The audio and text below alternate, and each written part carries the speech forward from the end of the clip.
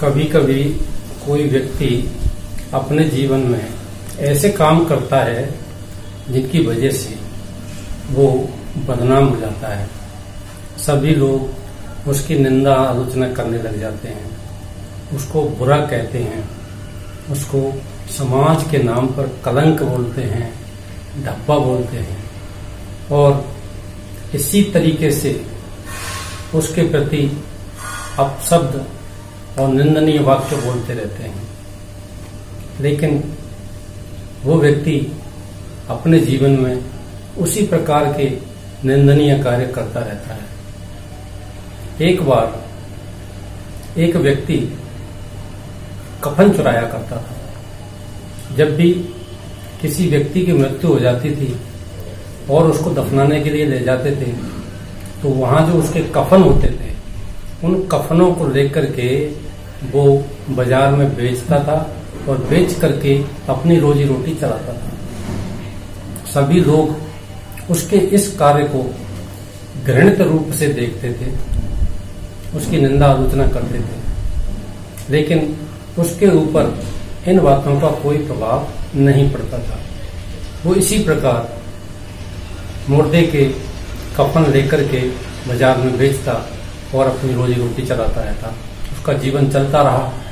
उसका पुत्र जब बड़ा हुआ, थोड़ा समझदार हुआ, समझने लायक हुआ, तो लोग उसको कफन चोर का बेटा कहकर पुकारने लगे। वो इस चीज से बड़ा पीड़ित रहने लगा कि मेरा पिता ऐसा क्या गलत कार्य करता है जिसकी वजह से लोग उसको चोर कहते हैं और मुझे कफन चोर का बेटा कहते हैं। तो ये कलंक उसके बाप पर जो लगा हुआ था वो उसको बहुत पीड़ा पहुंचाता था। जब वो और बड़ा हुआ तो उसके पिता की मृत्यु हो गई, लेकिन लोग उसको कफन चोर का बेटा ही कहने लगे और वही उसका नाम पड़ गया। उसने एक दिन निश्चय किया कि मैं अपने पिता के नाम पर लगे हुए इस कलंक को मिटाकर रहूंगा, चाहे उसके लिए मुझे जो भी करना पड़े। तो वो चिंतन करता रहा कि मैं ऐसा कौन सा काम करूं जिसके वजह से लोग मेरे पिता को अच्छा बोलने लगे, उसके ऊपर से ये कलंक मिट जाए और ये कहें कि नहीं वो व्यक्ति बहुत अच्छा था।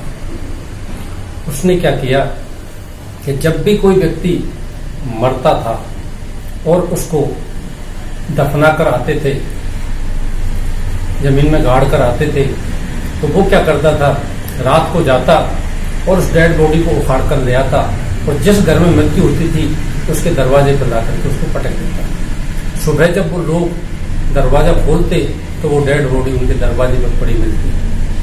वो बड़े आश्चर्यचकित होते, ये किसने किया है।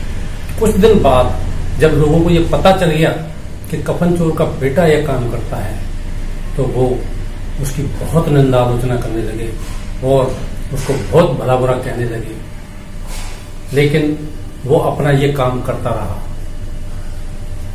तब लोगों ने कहा कि ये तो इतना गंदा, इतना बुरा काम करता है, इसके जैसा बुरा काम कोई दूसरा नहीं हो सकता। इससे तो इसका पिता ही बहुत अच्छा था जो कम से कम कफन ही चुराता था, इस तरीके के निंदनीय कार्य तो नहीं करता था। इस प्रकार उस व्यक्ति ने अपने पिता के ऊपर से कलंक मिटाने के लिए ये कार्य किया जिसके वजह से उसके पिता को लोग अच्छा कहने लगे। इसलिए इस कहानी का जो शीर्षक है वो है कफन चोर का बेटा।